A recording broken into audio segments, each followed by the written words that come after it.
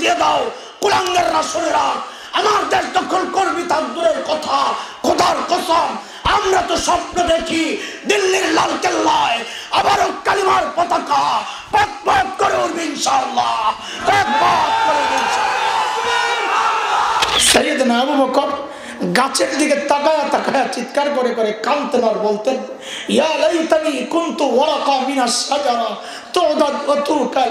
হায় আমি মানুষ না হয়ে যদি গাছের পাতা হইতাম, লতা পাতা যদি হইতাম, তো জীবজন্তু আমার চাবায়া চাবায়া খায়া ফেলতাম, আমি শেষ হয়ে যেতাম। আল্লাহর আদালতে আর আমাকে দাঁড়াইতে হইতো না, এখন কেমনি হিসাব দিব?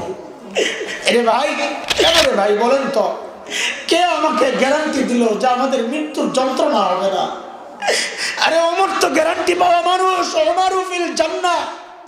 আবু বকর তো গ্যারান্টি পাওয়া মানুষ, আবু বকর ফিল জান্নাহ। আমাকে আপনাকে কে গ্যারান্টি দিল যে আমাদের কবরে আযাব হবে না? মেহেরবানি যে মহান মালিক লাখো কোটি মানুষ থেকে বাছাই করে দিন এই মজলিসে আমাকে আপনাকে একত্রিত করেছেন, এটা মালিকের অনেক বড় দয়া আর করুণা। কুরআন আল কারীমের মধ্যে আল্লাহ সুবহানাহু ওয়া তাআলা বলেছেন, দিন বুঝার জন্য আমি যার দিলটা খুলে দেই, দিন মানা দিন শেখার মানসিকতা যাকে দান করি, আল্লাহ বলেন ওই বান্দা সারাক্ষণ আমার স্পেশাল নূরের আওতায় থাকে।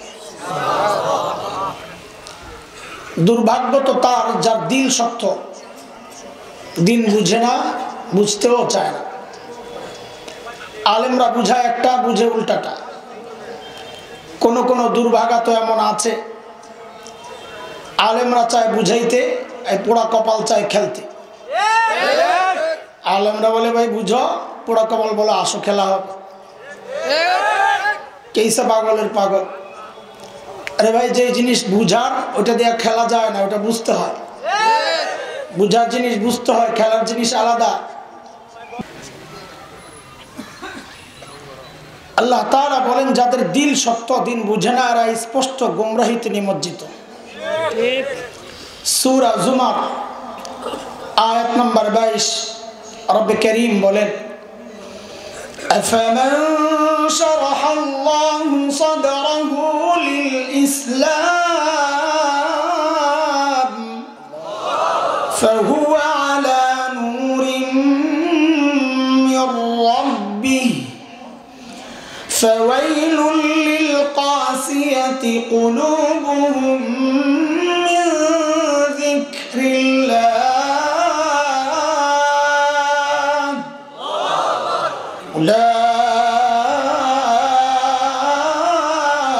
উলাইকা ফি দালালিন মুবিন।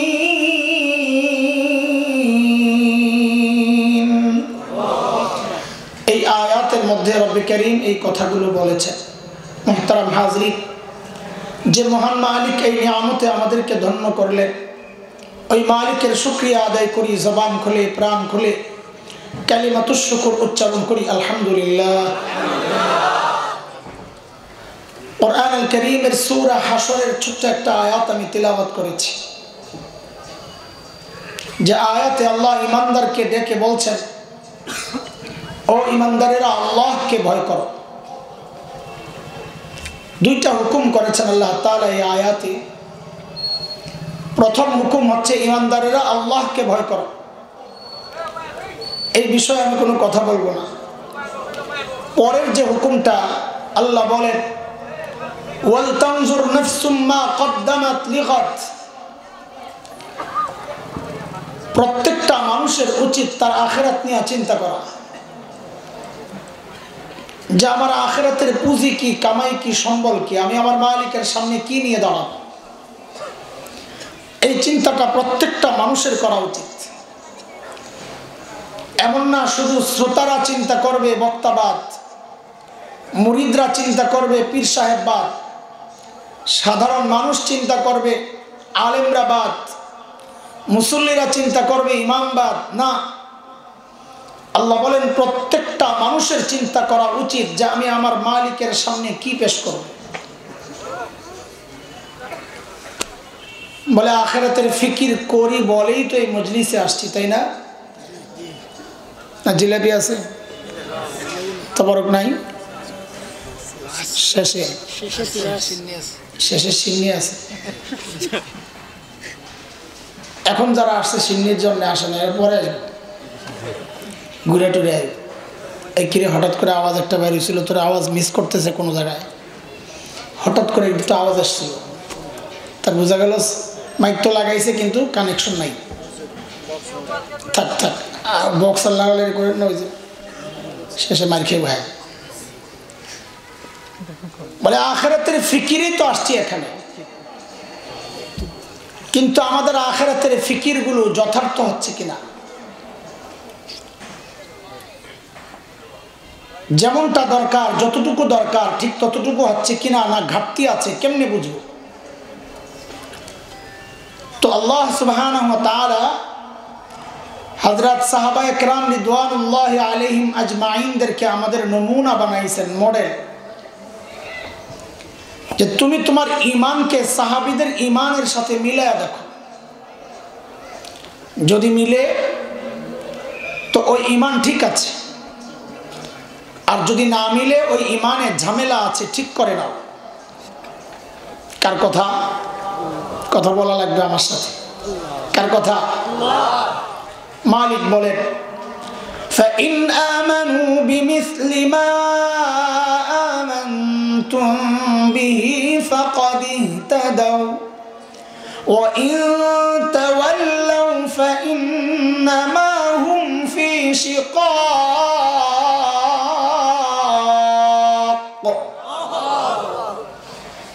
বলে তুমি তোমার তাকওয়াকে সাহাবীদের তাকওয়ার সাথে মিলাও। বলে কেন মিলাবো? তো আল্লাহ বলেন সাহাবীদের তাকওয়ার পরীক্ষা আমি নিয়েছি, ওই পরীক্ষায় তারা পাস, কাজে তোমারটাও যদি মিলে তো তুমিও পাস। মালিক বলেন উলাইকাল্লাযীনা ইমতাহানাল্লাহু কুলুবাহুম লিত্তাকওয়া লাহুম মাগফিরাতুন ওয়া আজরুন আযীম।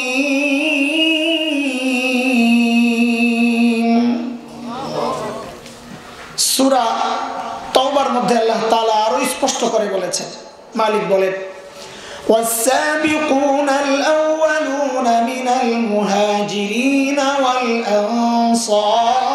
والأنصار والذين اتبعوهم بإحسان رضي الله عنهم ورضوا عنه وأعد لهم جنات تجري تحتها الأنهار خالدين فيها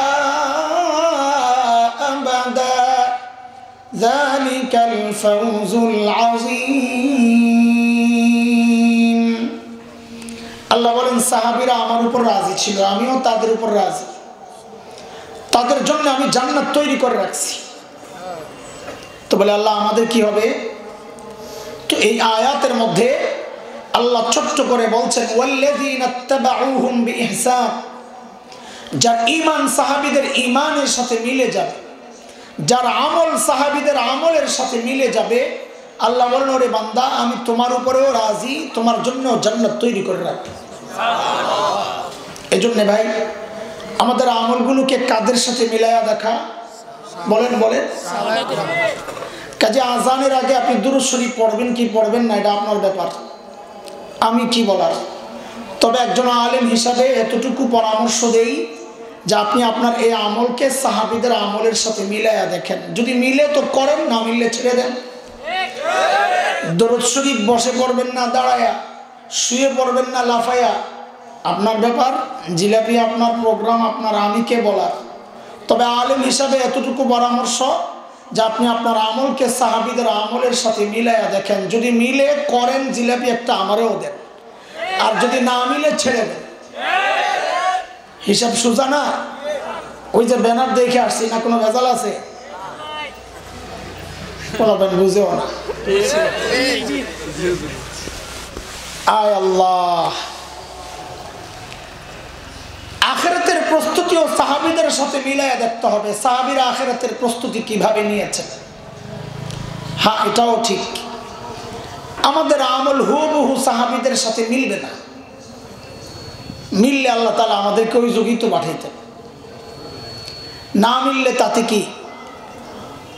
পাগলের সুখ মনে মনে আমাদের জন্য বড় একটা খুশির খবর আছে, শুনবেন নি আপনারা?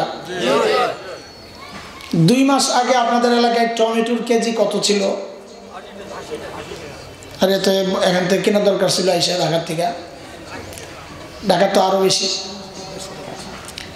100 ধরে। আচ্ছা বলেন তো, এই 100 টাকার টমেটোটা ফ্রেশ ছিল না ভেজাল? বুঝা বললেন কি ছিল? ফরমালিন দেওয়া ছিল, তাই না? আপনাদের এলাকায় তো কোনো ফসলের কোনো নমুনা টমুনা আমি দেখলাম না, আসতে আসতে খালি চা বাগান আবে যাবে কি এগুলা। মানুষ এলাকায় মনে হয় চাষাবাদ করে না, খুব কম দেখলাম না। তো বুঝবেন কি, আমাদের এলাকায় টমেটোর যখন ফুল সিজন থাকে, একদম ফুল সিজন, এই ফেব্রুয়ারির মাঝামাঝি শেষের দিকে একদম, তখন টমেটো 5 টাকা কেজিও হয়ে যায়। আচ্ছা আপনাদের এখানে ফুল সিজনে টমেটো সর্বনিম্ন কত টাকা হয়? 10 টাকা হয়। ও তাইলে তো বেশি একটা গ্যাপ নাই। এইবার বলেন, এই 10 টাকার টমেটোটা ফ্রেশ না ভেজাল? ফ্রেশ। ফ্রেশ জিনিস খাইলেন 10 টাকায়, আর ভেজালটা খাইলেন 100 টাকা। এই নি কারবার, এটা উল্টা হয়ে গেল না? ফ্রেশটা খাওয়া দরকার ছিল 100 টাকায়, ভেজালটা খাওয়া দরকার ছিল 10 টাকায়। এই উল্টাটা কেন হইল বলেন তো? সিজন, সিজন আর আনসিজনের ব্যাপার। সিজনের জিনিস ফ্রেশ হয়, দাম অ্যাকুরেট হয়, যা আছে তাই, এটাই অরিজিনাল দাম, কম না, কম বলা যাবে না। অফ সিজনের জিনিস হয় ভেজাল, কিন্তু রেট হয়, এটা বুঝছেন আপনারা? যদি এটা বুঝেন তো মনে মনে একটা সুখ অনুভূতি আপনার আসবে, পাগলের সুখ মনে মনে কথা আর কি। একা একা যখন দোয়া করবেন, আল্লাহর সাথে একান্তে যখন কথাবার্তা চালাবেন, তখন ঠিক এই সূত্রটা দিয়েই আল্লাহকে ধরবেন সত্য করে। আল্লাহ আমাকে তো ইবাদতের সিজন নবী যুগে পাঠাও নাই, পাঠাইছো তো অফ সিজনে, ফাসাদের জামানায়, শেষ জামানায়। বলে তো কি হয়েছে? বলে আমার আমলে একটু ভেজাল হবে, কিন্তু রেটটা কিন্তু বাড়াইয়া দিতে হবে। বুঝে আসছি নি কথা? আরে কথা বুঝেন নাই? হাতে আমাদের সময় কম, না হয় এই যে একটা ব্যাখ্যা দিলাম, এটা আন্দাজি না, এটা হাদিসে ইঙ্গিত আছে। শেষ জমানায় সুন্নত আঁকড়ায়া ধরলে নবী বলেছেন শাহাদতের মর্যাদা পাওয়া যায়। তো কি বোঝা গেল? সুন্নতের রেট বেড়ে গেছে না? তো বোঝা গেল কি শেষ জমানায় আমলের রেট বেড়ে যায়। এটাই আমাদের বড় সান্ত্বনা।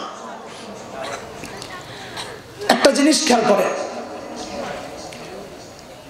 সাহাবীদের আমলের সাথে আমাদের মৌলিক পার্থক্য কোন জায়গায়?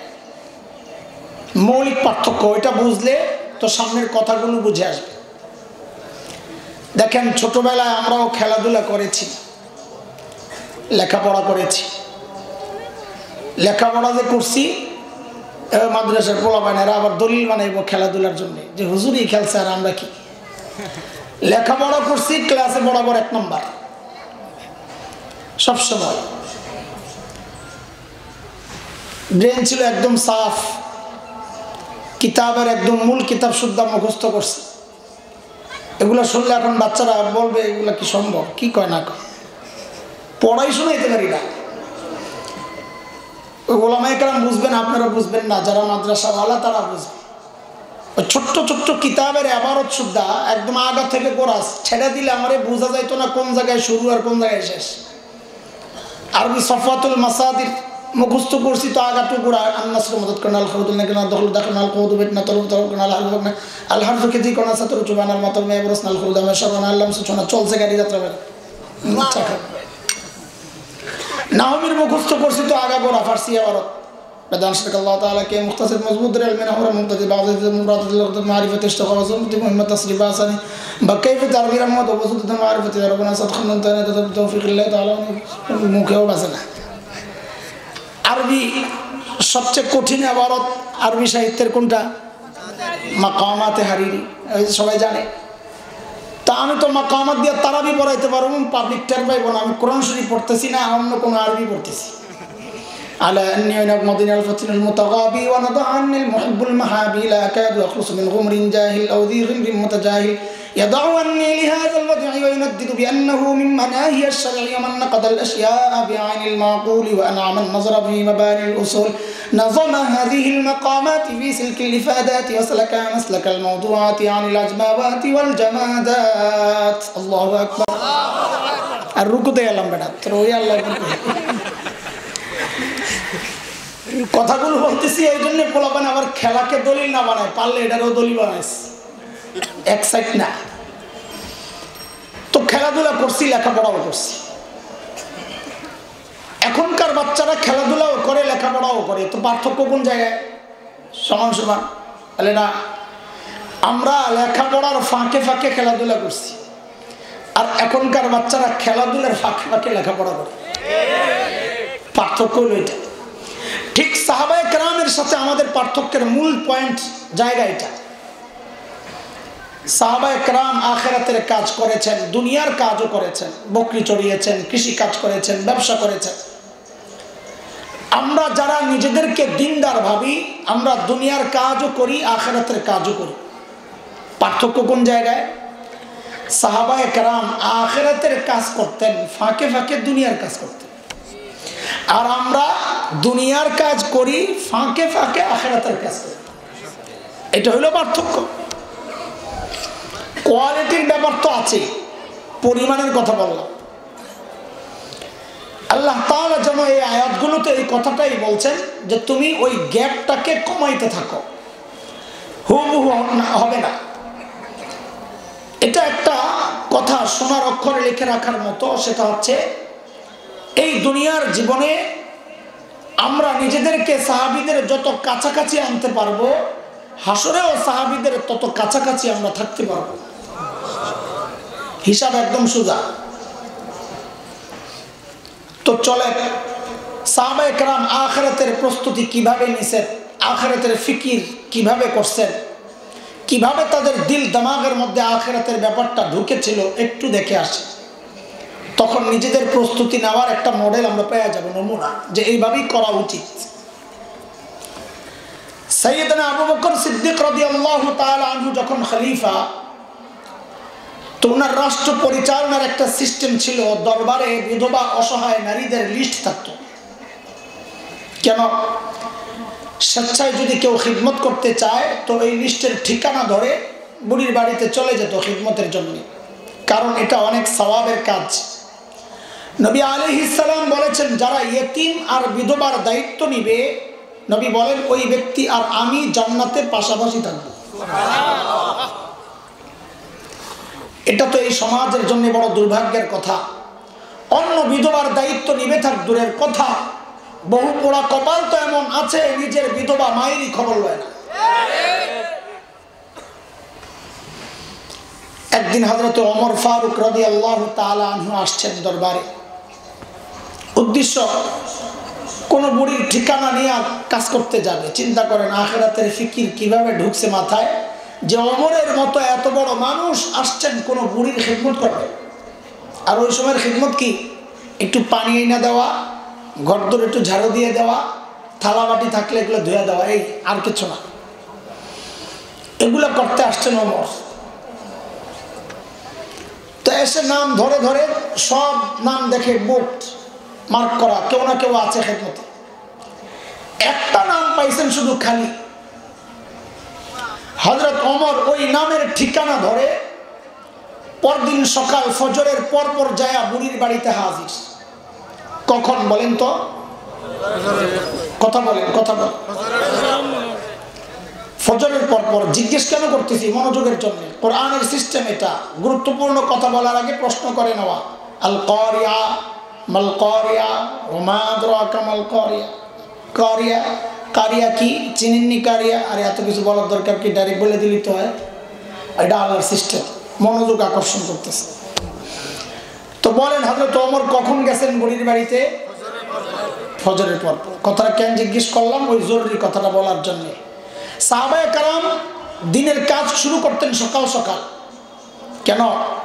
নবী আলাইহিস সালাম যারা সকালে কাজ করেন তাদের জন্য বরকতের দোয়া করেছেন।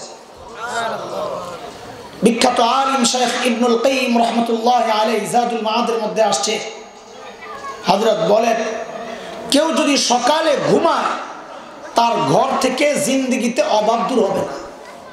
এবার কাঁথা গরম করেন সকালবেলা যায়, ফজরটা না পড়লে আরো ভালো হয়।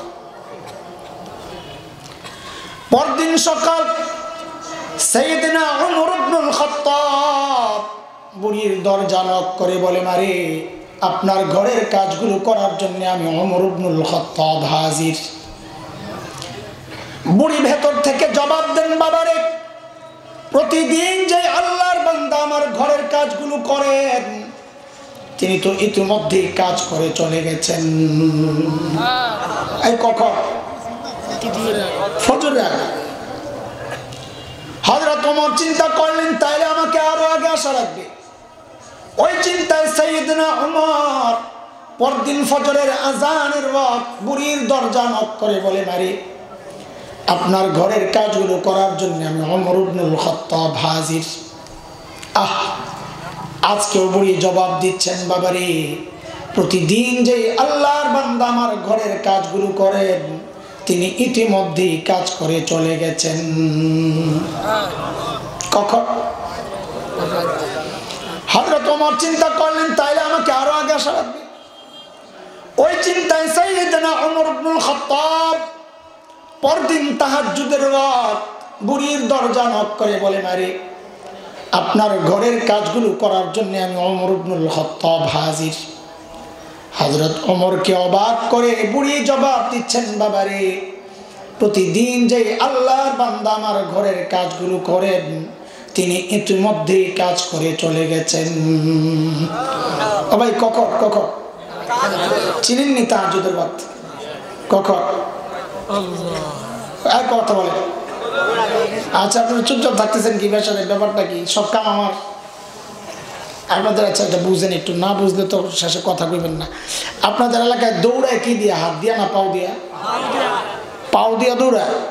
আয় আল্লাহ, তো ঢাকার সাথে মিল আছে। আচ্ছা বলেন তো, এটা তো স্কুল মাঠ না, মাদ্রাসা মাঠ। যদি একটা বাচ্চাকে এখান থেকে ছেড়ে দেওয়া হয় যে ফুল স্পিডে দৌড়া, ওদিকে খুব দৌড়ায় ওই পারে গেছে, ওই মাথায় যাওয়ার পর হাতগুলা বান্ধা হয়েছে, বাইদা বলতেছে এইবার আগের মতো স্পিডে আবার ফেরত যা, পারবে? দৌড়ের স্পিড কমে যাবে। কেন? হাত দিয়ে তো দৌড়ায় না। হাত দৌড়ায় না ঠিক, কিন্তু পাও যখন দৌড়ায় তখন হাতের একটা ভূমিকা থাকে। হাত নড়ে চড়ে আর বলে তুই একা না, তোর সাথে আমরাও আসি দোস্ত, চল। তখন পাও চলার মধ্যে গতি পায়। ভাই বক্তা তো বয়ান করবে, কাম তো আমারই এটা, কিন্তু আপনারা যদি হাতের ভূমিকা না নেন, সাথে একটু নড়াচড়া না দেন, আমার কথা বের হবে না। এখনো তো বের হয় না। আগে আগে সিন্নি খাওয়াই লইতাম, পরেই খাবে। একটু কথা বলে। তাহাজ্জুদের ওয়াক্ত চিনেন আপনারা? কখন? 1 ঘন্টা 2 ঘন্টায় এক একজন এক একটা বলবে, এটা তো মুফতি সাহেবদের কথা, আমি ওইদিকে যাব না। আমার কাছে একটা ডিজিটাল ব্যাখ্যা আছে, ডিজিটাল ব্যাখ্যা তাহাজ্জুদের ওয়াক্তের। সেটা হলো এই যুগের পোলাপাইন যখন ফেসবুক আর ইউটিউব বন্ধ করে ঘুমাইতে যায়, ওটা হলো তাহাজ্জুদের ওয়াক্ত। সবচেয়ে বিপদে আছে রাতে যারা চুরি করতো, এরা যেই ঘরেই যায় চুরি করতে, দরজার চিপা আর জানলার ফাঁক দিয়া যখন দেখে ঘুমাইছে কিনা, দেখে কোনো না কোনো আল্লাহর বান্দা আসমানের দিকে মুনাজাত দিয়ে শুয়ে দিছে। কথা ঠিক? বেহায়া গুলো আবার হাসে, শরম নাই, গজব তো এই জন্য নিয়ে আসে। এইবার যাই হযরত ওমরের টনক নড়ছে, কিরে এত রাতে কে কাজ করতে আসে? আমার কাজের দরকার নাই, আগে বুজুর্গ বাইর করা লাগবে, কে আল্লাহর বান্দা।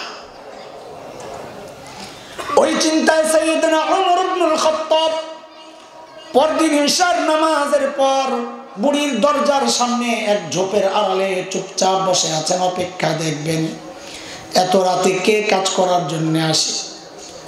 গভীর রাত, হযরত ওমর লক্ষ্য করলেন এক আল্লাহর বান্দা পা টিপে টিপে চোরের মতো বুড়ির বাড়ির দিকে আগাচ্ছে। ওমর রেডি, আসে, যেই না কাছে আসতে দাঁড়ায় গেছে, মানেন বাপরে ওমরের যে আওয়াজ, মানুষটাও একা, রাতও গভীর। এমন কোন সিচুয়েশনে যদি আমি পড়তাম, মানে আমার সামনে যদি এমন কেউ দাঁড়ায়, কেউ, আমি সাথে সাথে কাপড় নষ্ট করে ফেলাইতাম। কিন্তু হযরত ওমরের আওয়াজে ওই ব্যক্তি ভয় পাবেন থাক দূরের কথা, উল্টা হযরত ওমর যাকে দেখলেন নিজেই চমকায়া গেছেন। দেখেন ইনি আর কেউ না, খলিফাতুল মুসলিমিন আবু বকর সিদ্দিক রাদিয়াল্লাহু তাআলা। ওমর তো অবাক হয়ে গেছেন, আবু বকর আপনি? পায়ের দিকে তাকায় দেখেন জুতা নাই। খুব খেপছেন ওমর। আবু বকরকে ওমর বড় মহাব্বত করতেন, এমনি লাগে থাকতেন। ওই লাগা মানে আবার ক্ষমতার গুতাগুতির লাগা না, কার চেয়ে কে বেশি আমল করতে পারে ওই লাগা। কিন্তু মহাব্বত করতেন খুব। ধরছেন শক্ত করে, এই জুতা ছাড়াইছেন কেন সুবিশাল? হযরত আবু বকর জবাব দেন, ওমর জুতা পড়লে ভাইরে চটচট আওয়াজ হয়, যদি মানুষের ঘুম ভেঙে যায়। ইসলামী শাসন ব্যবস্থার সৌন্দর্য এগুলা। পোড়া কপাল, মার্কারে ভাই মার্কা, সিলমারো মার্কা। রাষ্ট্রপ্রধান রাতে জুতা খুলে হাঁটে যেন জনগণের ঘুম নষ্ট না হয়। অথচ কোন দুনিয়ায় বাস করি, ঘুম তো দূরের কথা, জানেরও তো নিরাপত্তা নেই, ঠিকেরও তো নিরাপত্তা নেই। বহু জায়গায় ঠিক কে বললো এটাও তাকায় থাকে, হুজুর যায় লোক তোরে সাইজ করুন রাখ, তোর কোন জায়গায় নিরাপত্তা সমস্যা হয়েছে দেখা, কারে এটাই তো নিরাপত্তা সমস্যা। তুই আমার ধর্ষ আছে, এটাই তো সমস্যা, ওটাও বুঝে না। হায় আল্লাহ। এইবার ধরছেন হযরত ওমর আবু বকরকে। আবু বকর সারাদিন প্রশাসনিক কাজে ব্যস্ত থাকেন, রাতে একটু ঘুমাবেন, আরাম করবেন তা না, আপনি আসছেন বুড়ির বাড়ির খেদমত করার জন্য। কেন রে ভাই, আমরা নাই? আমরা কি মরে গেছি? এই কাজগুলো আমাদেরকে দেওয়া যেত না? সাইয়েদনা আবু বকর কি জবাব দিলেন ভাইরা আমার, ওই জবাবটাই আমার বয়ান, অতটুকু কথাই। তবে জবাবটা এখন দিচ্ছি না, আমি শোনাচ্ছি না। কেন? কারণ জবাবটার ওজন কত এটা বুঝতে হলে আগে আবু বকরের ওজন বুঝা লাগে। একদিন হযরত ওমর রাদিয়াল্লাহু তাআলা আনহু আসছেন আবু বকরের কাছে, এসে বলেন কি দোস্ত, আপনার সাথে একটা লেনদেন করতে চাই। তো আবু বকর জিজ্ঞেস করেন, ওমর কি লেনদেন করবেন আপনি, বলেন না। তা হযরত ওমর বলেন, আবু বকর আমার সারা জিন্দেগির আমল যা আমি করছি জীবনে সব আপনারে দিয়ে দিতে চাই। হযরত আবু বকর বলছেন চিন্তা, কিরে ওমর এত ভালো মানুষ, সারা জিন্দেগি উনি আমার সাথে আমল নিয়ে করলেন প্রতিযোগিতা, আর এখন বলে সব আমল দিয়ে দিবে। না রে, এনে কোনো গাপলা আছে? আবু বকর মানুষ সরল সোজা, কিন্তু ব্যাকুল তো না। এই যে হযরত উলামায়ে কেরাম দেখেন, চেহারাগুলো একেবারে সরল সোজা। দুনিয়ার বহু মানুষ আছে এদেরকে মনে করে ব্যাকুল, দুনিয়ার কিচ্ছু বুঝে না। আরে বোকা, যার সিনায় কোরআনের ইলম হাদিসের ইলম, বোকা সে না, তুমি ভাবছো বোকা, তুমি ডাবল বোকা। আলেম বোকা হয় না, সরল হয়। আমাদের একজন বড় মুফাসসির ছিলেন কুমিল্লা নোয়াখালীর, আল্লামা মুস্তাফা আল হুসাইনি রহমতুল্লাহ আলাইহি, নাম শুনছেন নি আপনারা? দেখতে তো দুনিয়ার কিচ্ছু বুঝে না, এমন একটা ভাবসাব। তো এক হোটেলে খাচ্ছেন রাতে মাহফিল শেষে, তো পাশের টেবিলে এক ভদ্রলোক বসে বসে চা খায়। তো হুজুর খানার শেষে চেটে চুটে খাচ্ছেন সুন্নত তরিকায়। একটা হাড্ডি ছিল, ওই হাড্ডিটা বসে বসে চাবাইতেছে। বুড়া মানুষ আস্তে আস্তে চাবায়। পাশের টেবিলের ভদ্রলোক, ওই দুনিয়ায় এমন কিছু মানুষ আছে দাড়িওয়ালা টুপিওয়ালা দেখলেই চুলকানি শুরু হয়, এটা তো এই কুলাউড়াতে নেই।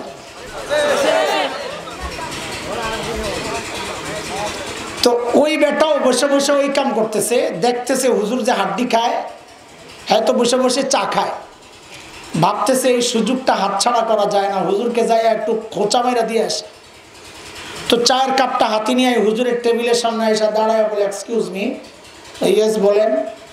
বলে আচ্ছা হুজুর, ওই যে হুজুর তো হাড্ডি খেতেছে, বলে আচ্ছা বলেন তো হুজুর, আপনাদের এলাকায় কুত্তায় কি খায়? দেখছেন কারবার, ওই যে হুজুর হাড্ডি খেতেছে, যে হুজুরের কুত্তা বানাইতে চাইতেছে। এত মনে করছে এই প্রশ্ন করলে হুজুরের নাকের পানি চোখের পানি পড়তে পড়তে মনে হয় হুজুর কাঁদতে কাঁদতে বেহুশ হয়ে যাবে।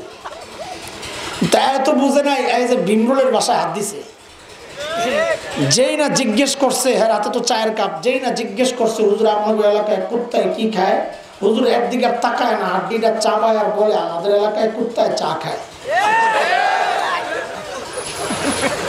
এখন অবস্থা কি?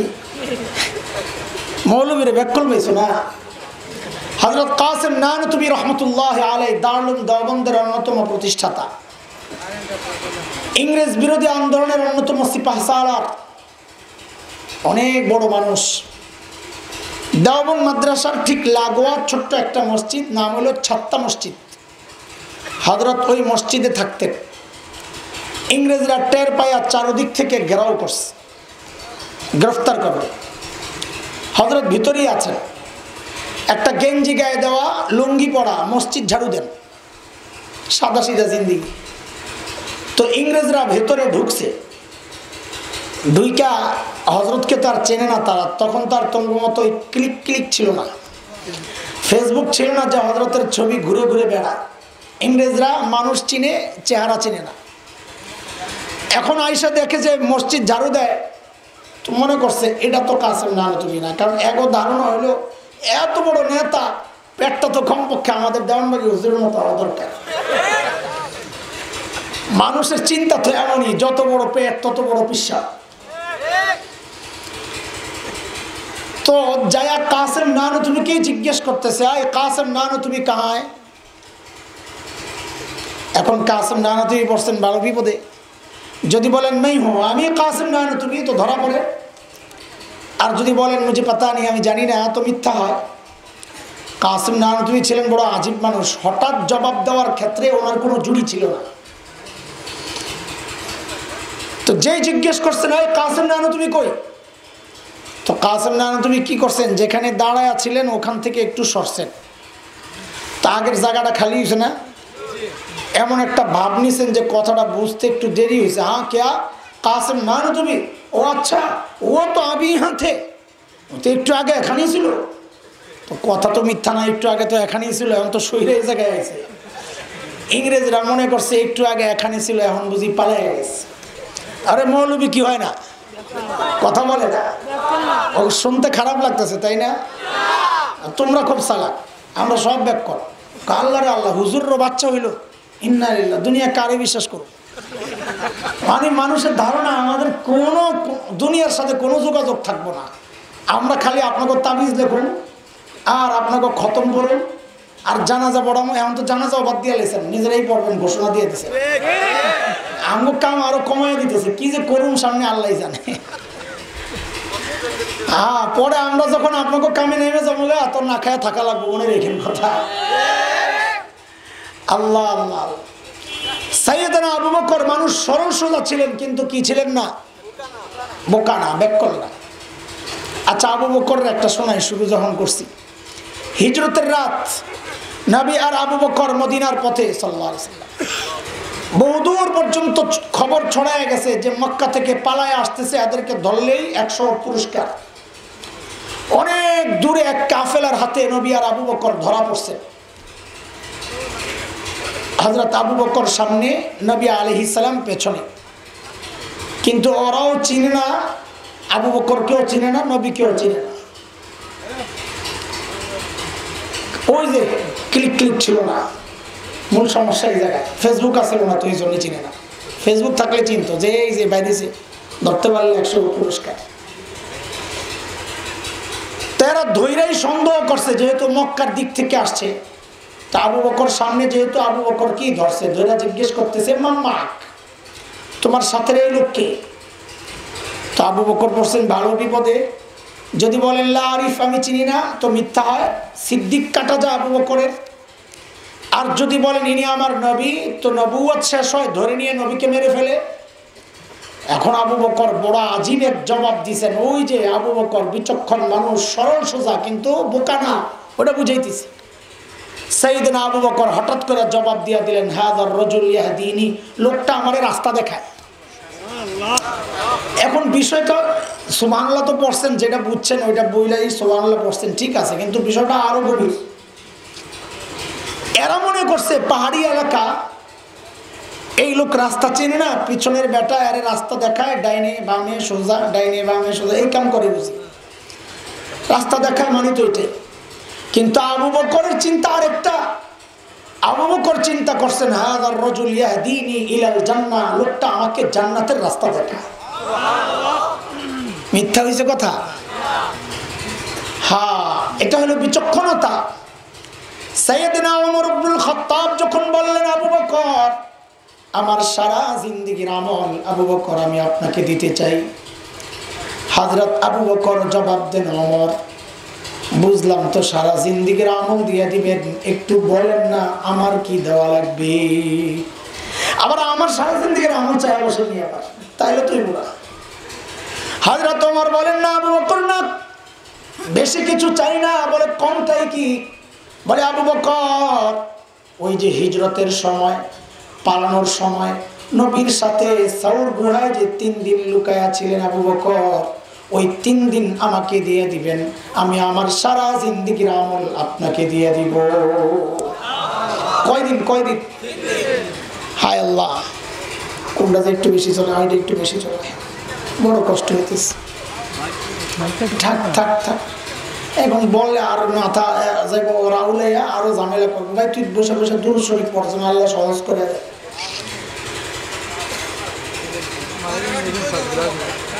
আচ্ছা আচ্ছা, থাক থাক, তুমি জবাব দিও না, কিছু কথা শোনা লাগবে, এখন জবাব দিও না, জবাব দিলে আরো বাড়বে। তুমি বসে বসে দুরূদ শরীফ পড়ো, যেন আল্লাহ সহজ করে দেন।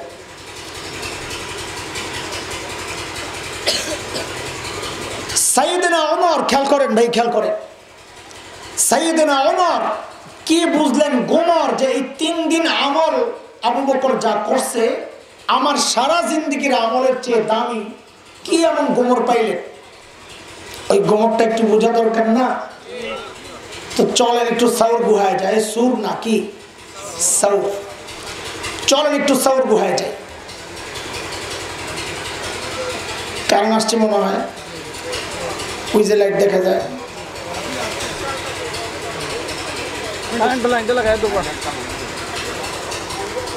বেটা এটাও আমার খবর রাখার লাগবে, তুই খবর লবি না, কারণ আইসেন না আইসি ঠেলা আমি খাইতেছি, তো না আমারই তো খবর লওয়া লাগবে, কি করবো, হ্যাঁ তার সমস্যা না, হ্যাঁ তো দুরূদ শরীফে লাগাই দিয়েছে সাল্লাল্লাহু আলাইহি ওয়াসাল্লাম।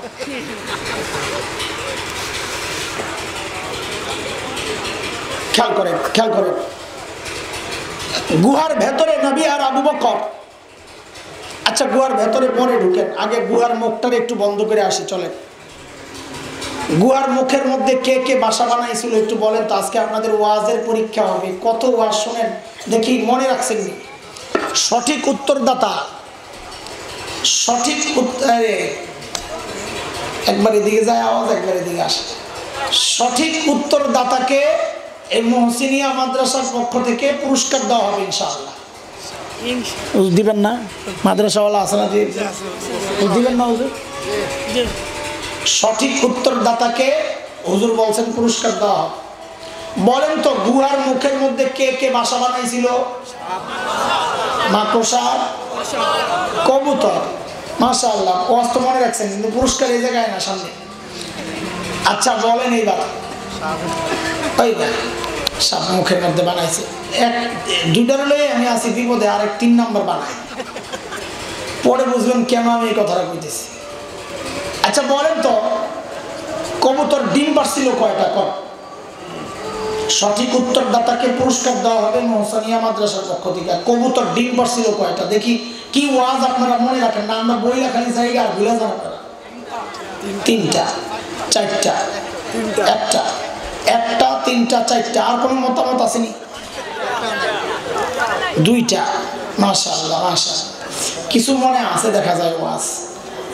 এখন তো আশেকে রাসূলরা বলবে কি, এই ওয়াহাবি মৌলবী আইসা নবী আলাইহিস সালামের সাথে সংশ্লিষ্ট একটা গল্প নিয়ে দেখি তামাশা করতেছে।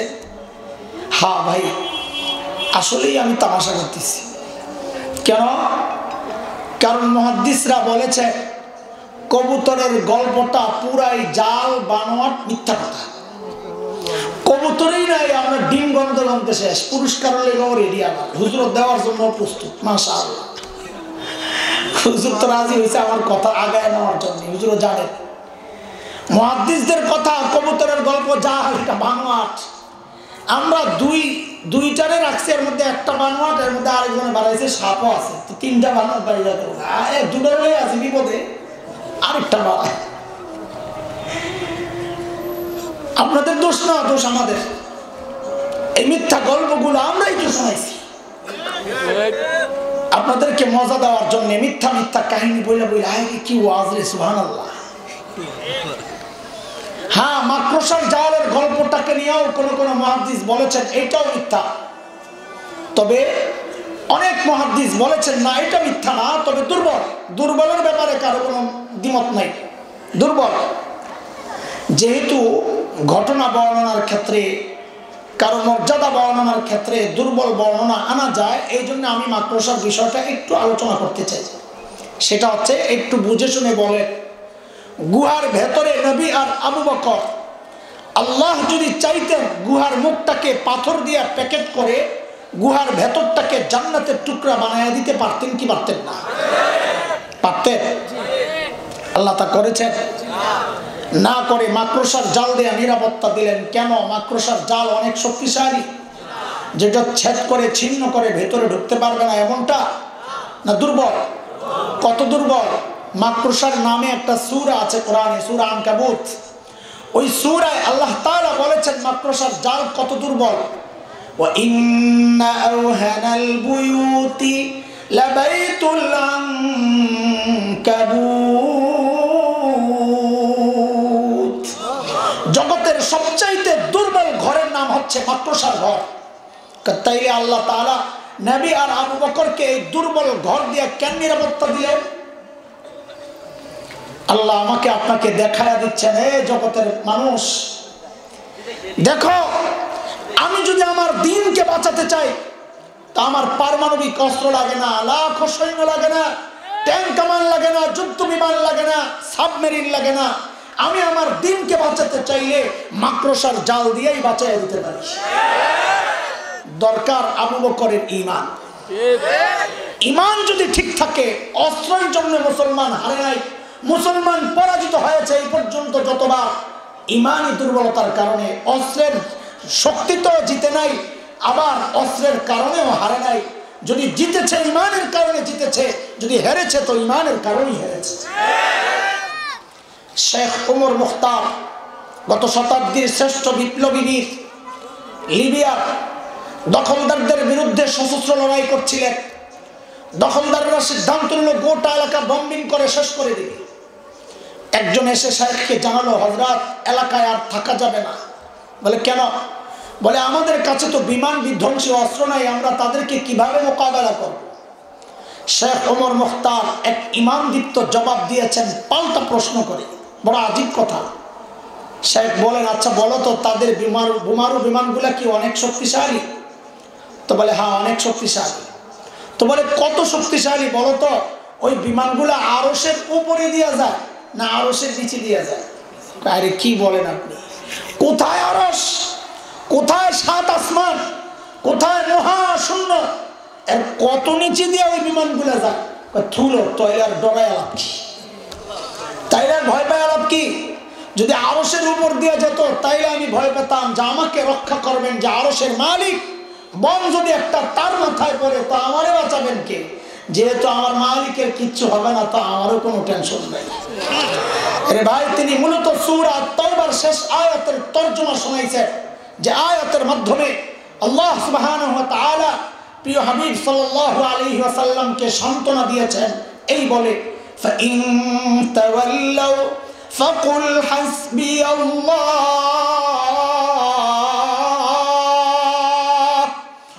লা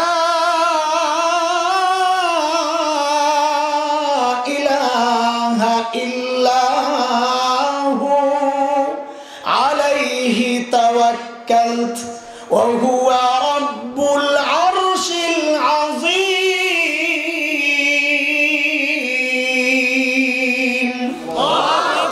নবী, আপনি জগৎবাসীকে জানায়া দেন, যদি তারা আপনাকে অসহযোগিতা করে, আপনার পক্ষে না থাকে, আপনি জানায়া দেন দরকার নেই তোমাদের সহযোগিতা, হাসবি আল্লাহ, আমার জন্য আমার আল্লাহ যথেষ্ট, তিনি ছাড়া কোনো মাবুদ নাই, আমার ভরসা কেবলই তার উপর, তার ক্ষমতা জানো, তিনি আরশে আজিমের রব, আরশে আজিমের মালিক। এরে ভাই আমার, আজকে কেউ কেউ রক্তচক্ষু দেখায়, আমাদেরকে লাল চক্ষু দেখায়, হাত ভাঙতে চায়, ঘাড় মটকাতে চায়, মারতে চায়, হুমকি দেয়, ধমকি দেয়। তোমরাও ঘাবড়ে যাও, কথা বলা বন্ধ করে দাও, নিশ্চুপ হয়ে যাও, বোমা শয়তান হয়ে যাও, কারণ কলিজার মধ্যে ভয় লাগছে। কিসের ভয়? ইতিহাস জানো, মালিকের সিস্টেম সূরা আহজাব আয়াত 62, মালিক বলেছেন, সুন্নাতাল্লাহিল্লাতী ক্বাদ খালাত মিন ক্বাবলু ওয়া লান তাজিদ লিসুন্নাতিল্লাহি তাবদীলা। আল্লাহর সিস্টেম আগে যা ছিল এখনো তাই, সিস্টেমের কোনো হেরফের নাই। আগের সিস্টেম হচ্ছে, নমরুদের মালিক ছিল না, নমরুদ ধ্বংস হয়েছে। ফিরআউনের মালিক ছিল না, ফিরআউন ধ্বংস হয়েছে। ইব্রাহিম আলাইহিস সালামের মালিক ছিল, নবী ইব্রাহিম জিতে গেছেন। মুসা আলাইহিস সালামের মালিক ছিল, মুসা আলাইহিস সালাম জিতে গেছেন। বিলাল হাবশীদের মালিক ছিল, বিলাল হাবশীরাও জিতে গেছেন। আজকে আমাদেরকে যারা হুমকি ধমকি দেয়, কাদের ইশারায় এখানে লাফায় আমরা বুঝি। ওই দাদারাও মাঝে মধ্যে হুমকি দেয় বাংলাদেশ দখল করার, তোমরাও ঘাবড়ে যাও। কেন ঘাবড়াও? ইমান কোথায়? ইমান ইচ্ছাতুল্লাহ পক্ষে লালন করে পাল্টা হুমকি দিয়ে দাও। কুলাঙ্গার রাসূলেরা আমার দেশ দখল করবি তার দূরের কথা, খোদার কসম আমরা তো স্বপ্ন দেখি দিল্লির লাল কেল্লায় আবারও কালিমার পতাকা পথ পথ করে উঠবে ইনশাআল্লাহ, পথ পথ করে উঠবে ইনশাআল্লাহ।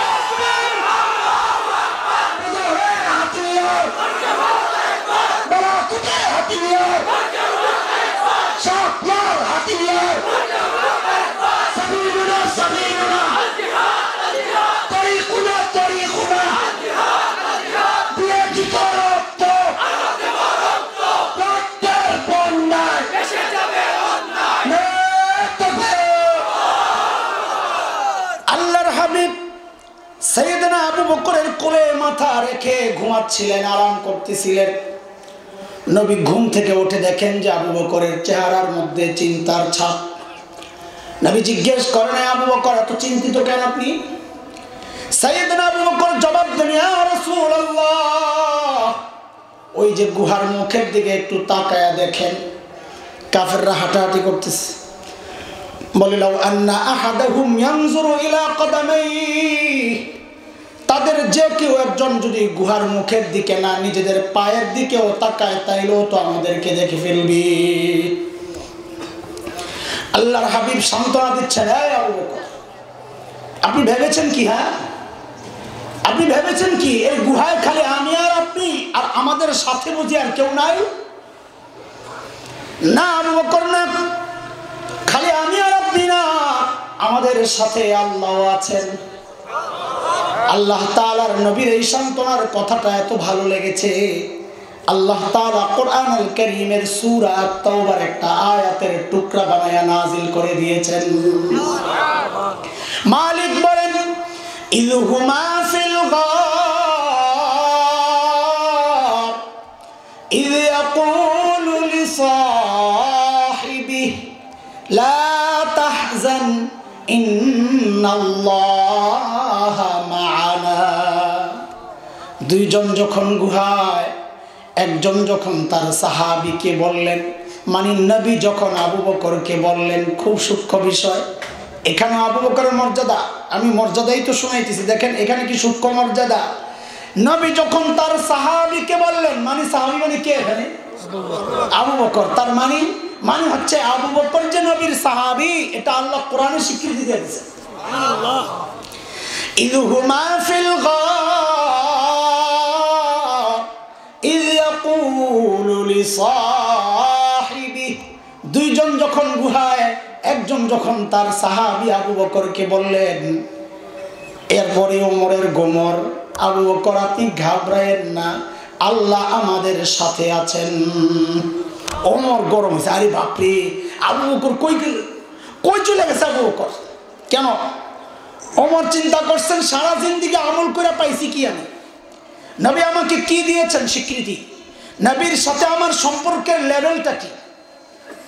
নবী বলেছেন লাউ কানা বাদি নবিয়্যুন লাকানা ওমর, আমার পরে যদি কেউ নবী হতো ওমর হতো। বলেন তো আমার সাথে, আমার পরে যদি, বলেন কোথায় কোথায়, কবে কবে কবে? আমার পরে যদি কেউ নবী হতো, কে হতো? ওমর বুঝে গেছেন নবীর সাথে আমার সম্পর্কের লেভেলটা হচ্ছে বাদিয়তের, আগে আর পরে। নবী বলেন ওমর আপনার সাথে আমার সম্পর্কের লেভেল হচ্ছে আমি আগে আর আপনি পরে। কিন্তু ওমর বলে ঠিক আছে, এটা তো বহুত ভালো কথা, অনেক দামি একটা সম্পত্তিটা আমার জন্যে। কিন্তু আবু বকর তো চলে গেছে ধরা ছোঁয়ার বাইরে। কেন? আবু বকরকে নবী বলেন আবু বকর আপনার সাথে সম্পর্কের লেভেল কিন্তু বাদিয়তের না, আগে আর পরে না, মানা মাইয়াতের সাথে সাথে। আবু বকর আমিও আপনার সাথে, আল্লাহ আপনার সাথে। ওমর চিন্তা করছেন সারা জিন্দেগির আমল লাগবে না, যেটা দিয়ে পাইছি বাদিয়তের মুকুট, আগে আর পরের মুকুট, আমার ওই 3 দিন দিয়ে দেন, তাইলে আমি মাইয়াতের মুকুট পাওয়া যাব, নবীর সাথে সাথে অবস্থানের মর্যাদা পাওয়া যাব। এরে দোস্ত, এই গোমর বুঝেছেন ওমর, আবু বকর বুঝেন না? আবু বকর কি ছিলেন না? দাঁড় করায় কিন্তু মুরগি বানায় এরকম পড়া না পারলে, আমার উল্টা পাল্টা চলবে না, এক লাইনে কথা কইতেছি, হারাই গেলে কেমনি? আবু বকর কি ছিলেন না? তাইলে এই গোমর বুঝেন নাই আবু বকর? কি জবাব দিলেন আবু বকর? হাই হাই, 12-13 বছর হবে আগে হাকিমুল ইসলাম আমাদের কারি তৈয়ব রহমতুল্লাহ আলাইহির একটা লেখায় যখন এই কথাটা, এই জবাবটা পড়ি, আল্লাহি আল্লাহকে হাজির নাজির রেখে বলছি, আমি সাথে সাথে কেঁদে ফেলছি। আরে কি মানুষ আবু বকর রে, হাই কি মানুষ আবু বকর। সাইয়েদনা আবু বকর জবাব দিচ্ছেন, ওমর বলেন কি আপনি? আরে ওমর বলেন কি, এই 3 দিন যদি আপনাকে দিয়ে দেয় ওমর, আমার আর থাকে কি রে ভাই, জীবনে তো কিছু করতে পারি নাই, এই 3 দিনে তো আমার পুঁজি আর চালান।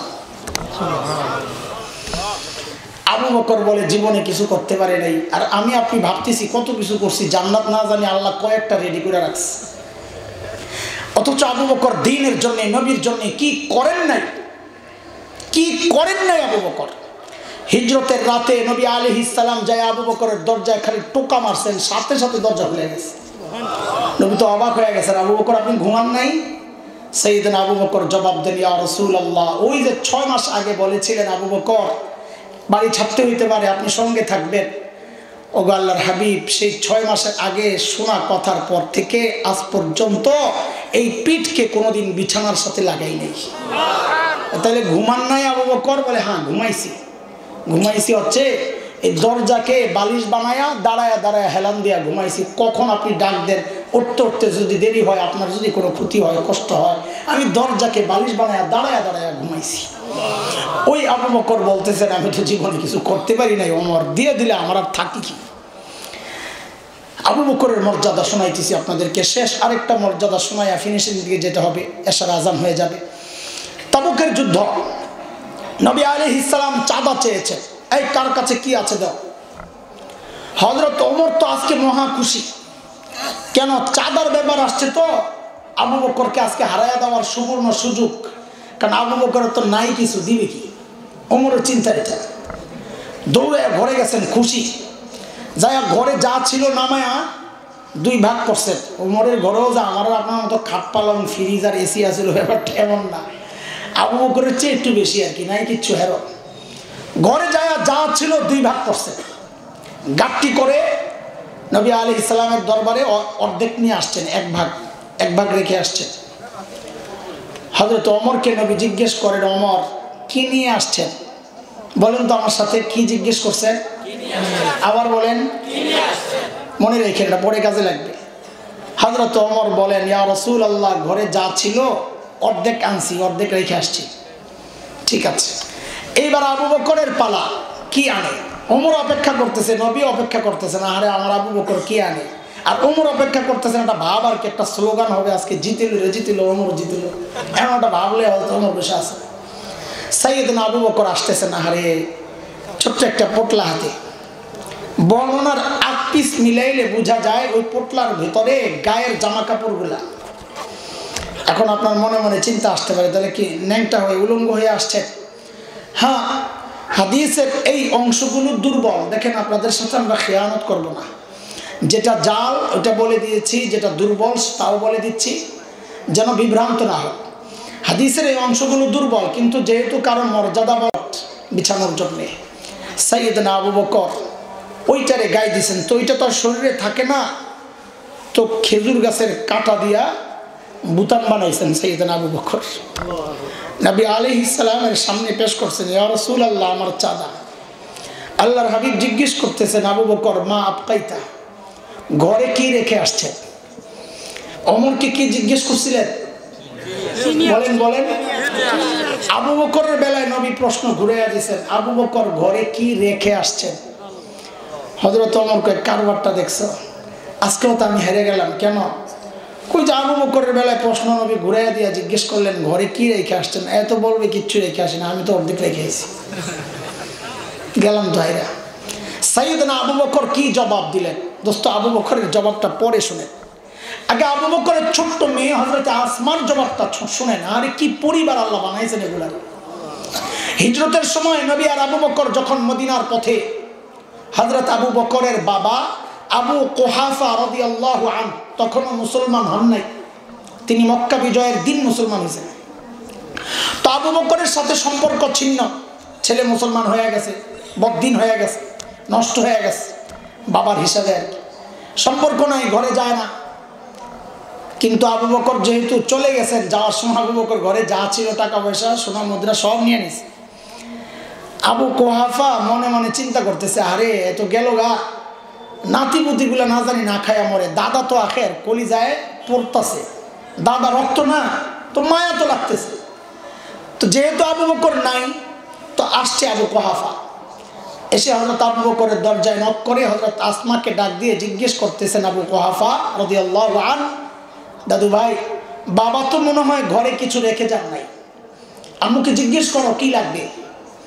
হযরত আসমা ছোট্ট বয়স 8, আমার হিসাবে 8 হয়, 9 হইতে পারে, 8 বছরের একটা পিচ্চি ছোট্ট বাচ্চা, কি বুঝে জবাব দিচ্ছেন, দাদু ভাই আপনি কোনো টেনশন করেন না, বাবা যাওয়ার সময় ঘরে যথেষ্ট পরিমাণ রেখে গেছে। আবু কুহাফা চলে গেছে। কিছু দূর গিয়ে আবু কুহাফার মাথায় আসছে, আরে আমার ছেলেকে তো আমি চিনি, সে যেই লেভেলের পাগল, এই পাগল আবার ঘরে যথেষ্ট পরিমাণ রেখে যাবে, কথাটার মধ্যে কোনো গ্যাপ আছে, গাপলা আছে। আবু কুহাফা আবার আসছে, আয়েশা হযরত আসমাকে ডাক দিয়ে জিজ্ঞেস করতেছেন, দাদু ভাই একটু বলো না, বাবা ঘরে যথেষ্ট পরিমাণ কি রেখে গেছেন, একটু বলো না। হযরত আসমা জবাব দিচ্ছেন, দাদু ভাই আব্বা যাওয়ার সময় ঘরে আল্লাহ আর তার রাসূলকে রেখে গেছে, আপনি কোনো টেনশন করেন না। ওই ছোট্ট বাচ্চার জবাব যদি এই হয়, তো বাবা আবু বকরের জবাব কি হইতে পারে? সাইয়েদনা আবু বকর জবাব দিচ্ছেন, ইয়া রাসূলুল্লাহ, ওই যে ঘরের বেড়াগুলো খেজুর পাতার বেড়া, আসার সময় থাপড়াইয়া থাপড়াইয়া আসছি। কেন? কারণ মাঝে মধ্যে ওই বেড়ার মধ্যে সুই গেঁথে রাখতাম, যেন একটা সুই পর্যন্ত ঘরে থেকে না যায়, ওই সুইটা যেন আমার কোনো মুজাহিদ ভাইয়ের কাজে আসে। ওগো আল্লাহর হাবিব, আসার সময় ঘরে একটা সুই পর্যন্ত রেখে আসি নাই, আসার সময় কেবল আল্লাহ আর তার রাসূলকে রেখে আসছি। শেষ হয় না আবু বকরের মর্যাদা শুনিয়ে দিয়েছি, শুনেন এরপরের কথা। হযরত জিবরাইল আমিন হাজির, নবীকে সালাম দিয়ে বলছেন, ইয়া রাসূলুল্লাহ, আল্লাহ আবু বকরকে সালাম পাঠাইছেন। নবী যেমন আবু বকরের বেলায় প্রশ্ন ঘুরাইয়া দিয়েছেন, আল্লাহর প্রশ্ন আবু বকরের বেলায় উল্টা। আমি আপনি ইবাদত করি কাকে খুশি করার জন্য?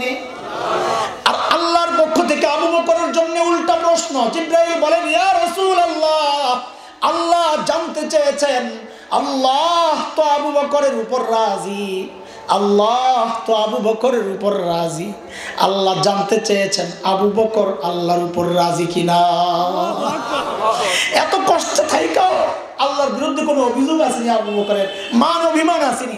সাইয়েদনা আবু বকর হাউমাউ করে কান্না শুরু করছেন, রাদিতু বিল্লাহি রাব্বা, ইয়া রাসূলুল্লাহ, আমি আমার রবের উপর রাজি ইয়া রাসূলুল্লাহ, আমি আমার রবের উপর রাজি ইয়া রাসূলুল্লাহ। এত বড় মানুষ আবু বকর, অথচ ওই যে বুড়ির বাড়িতে মনে আছে গভীর রাত হযরত ওমর যখন ধরছেন, আবু বকর আপনি কেন আসলেন, এই কাজ আমরা করতে পারি না?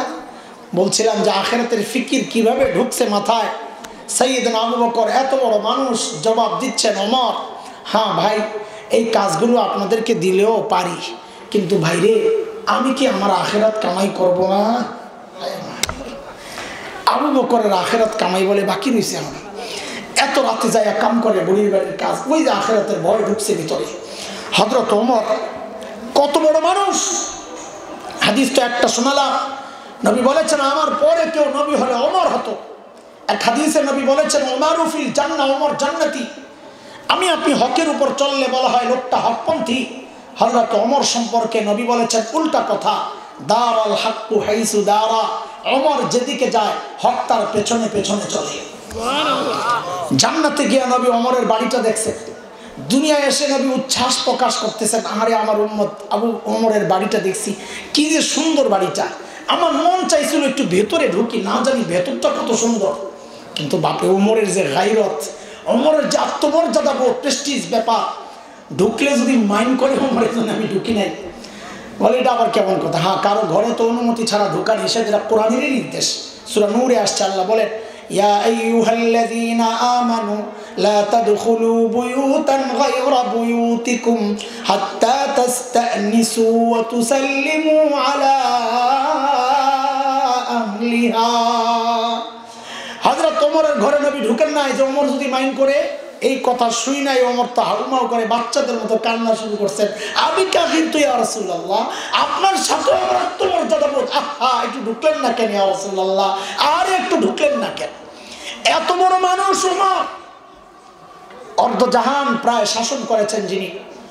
এখনকার অর্ধজাহান না, তখন তো আমেরিকা আবিষ্কার হয় নাই, পশ্চিম আমেরিকা আবিষ্কার হয় নাই, তখন দুনিয়া তো ছোট ছিল।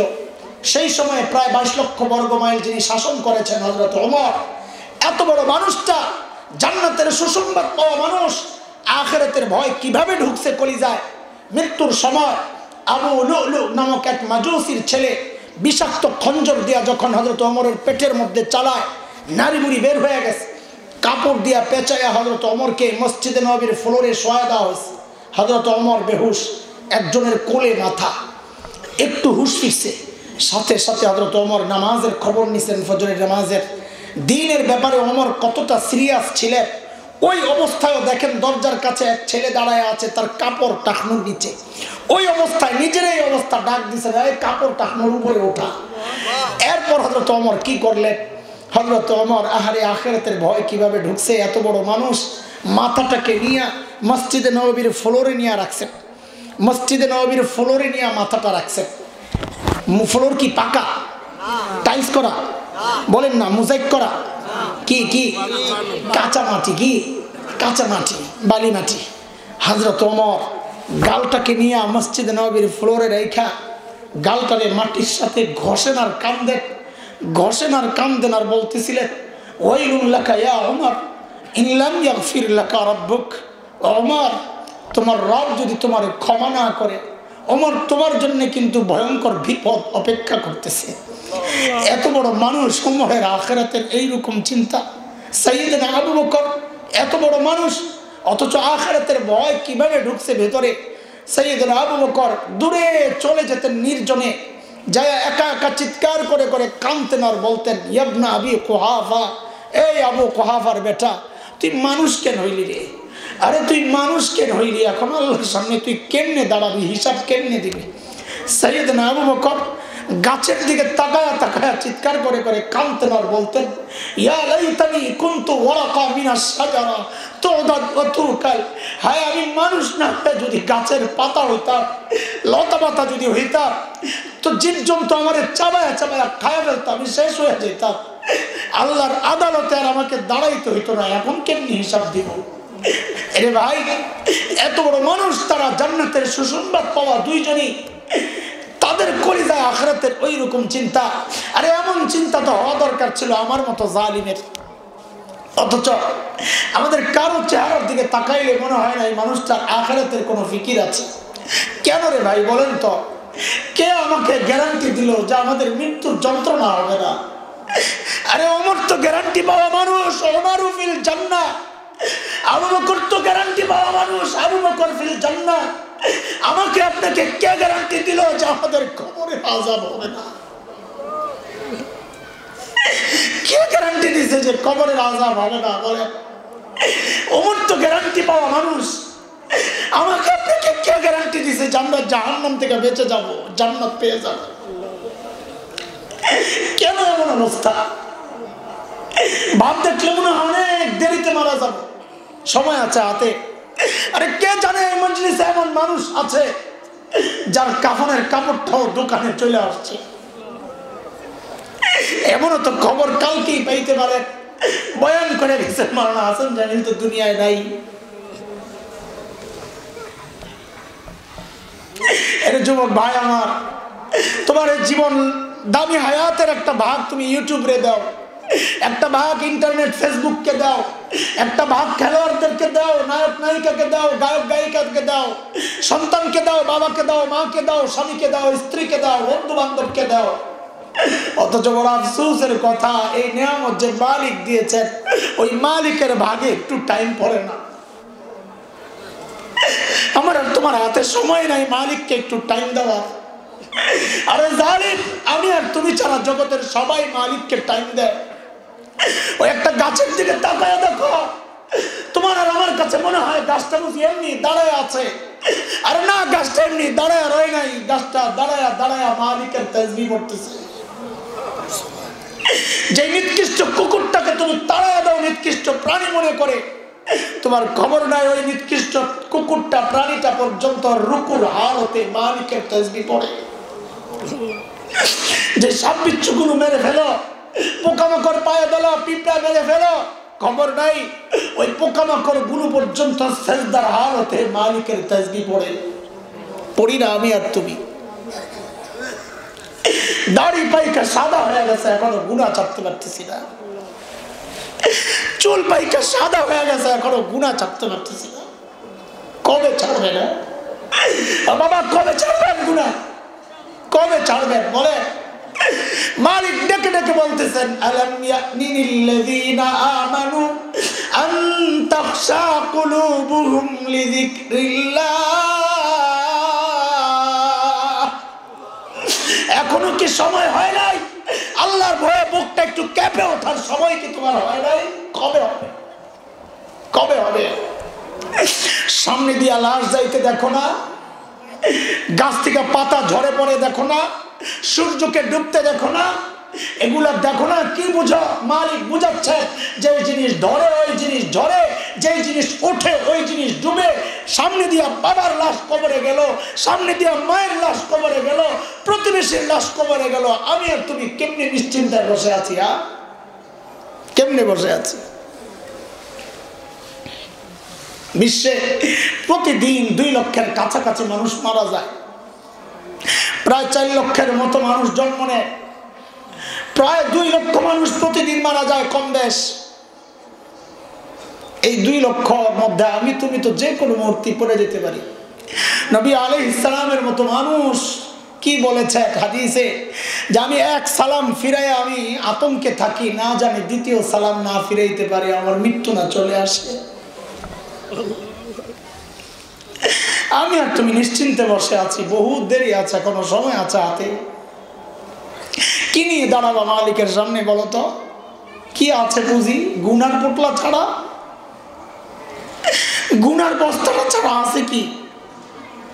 আপনাদের কি আছে জানি না, আমার তো নাই। মালিক ধরে ফেললে বাঁচার কোনো উপায় নাই। যার কারণে হযরত ওমর তিলাওয়াত করতেছিলেন আর কাঁদতেছিলেন, ওয়াকিফুহুম ইন্নাহুম মাসউলুন। এই আয়াত তিলাওয়াত করতেছেন আর কাঁদতেছেন ফুপায়া ফুপায়া। কেন? ওই যে হাসরের মাঠের একটা চিত্র এই আয়াতের মধ্যে ফুটে উঠছে। আল্লাহ হাসরের মাঠে কিছু মানুষকে আটকায়া দিবেন, ফেরেশতাদেরকে বলবেন ওয়াকিফুহুম, এগুলারে ধর, এগুলার আটকা, ইন্নাহুম মাসউলুন, এদেরকে জিজ্ঞাসাবাদ করতে হবে। হযরত ওমর কাঁদতেছেন, হায় ওই গ্রুপে যদি আমিও পড়ে যাই।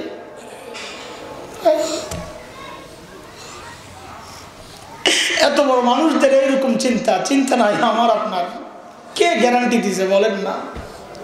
কোত্থেকে এই গ্যারান্টি আমি আপনি পেয়ে গেলাম যে নিশ্চিন্তায় বসে আছি?